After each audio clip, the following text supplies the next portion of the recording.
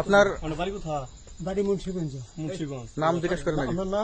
আমার নাম বিচারপতি শামসুদ্দিন চৌধুরী মানিক। বিচারপতি শামসুদ্দিন মানিক। মানিক কে?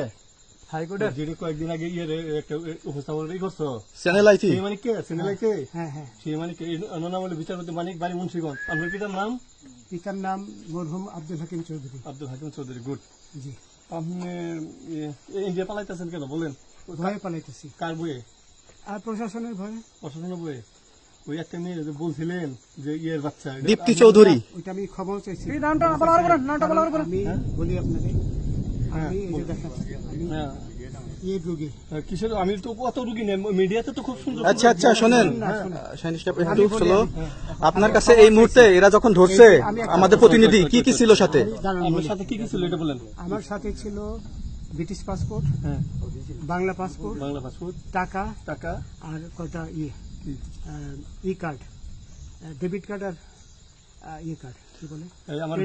আচ্ছা, কালকে যে টাকাগুলো ছিল, আজকে কোনো টাকা ছিল সাথে? আজকে ছিল না, আজকে যে কত বাংলাগুলা। হ্যাঁ 40,000 টাকা আজকে হ্যাঁ আজকে যেটা। কয় টাকা ছিল? বেকেনি এই বেকেন হই ওই বেকেন হই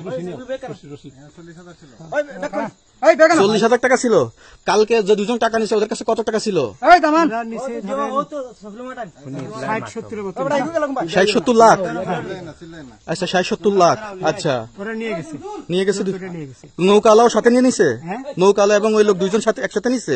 না, ওই দুই ছোকরা নিয়েছে। নৌকালা কেউ আছে? রাজু না, কেউ ছিল না। আচ্ছা 60-70 লাখ। ওনাদের ফোন নাম্বার আছে আপনার কাছে? জানা দিছে? কিছু নাই, আমার ফোন নাম্বার সব নিয়ে গেছে। বিচারপতি কাউন্টার দিবেন না, সত্য কথাটা বলেন। আপনি কত টাকা কন্ট্যাক্টে আসছেন? আমি 15,000 টাকা ওদের বলছিলাম, ওইটা আমি দিছি। কিন্তু পরে এই দুই ছেলে আমার মাইরা ধইরা সব টাকা নিয়ে গেছে। এই মাইকটা কোন জায়গায় মারছে ভাইয়া? বর্ডারে আনিয়া মারছে না, না ভিতরে, তারের ভিতরে, ইন্ডিয়ার ভিতরে? ইন্ডিয়ার ভিতরে। আমরা তো ইয়ের নামে, আমাদের বাংলাদেশের অনেকের নামে আমরা অনেক অন্যায় করছেন, জুলুম করছেন, এটা সঠিক?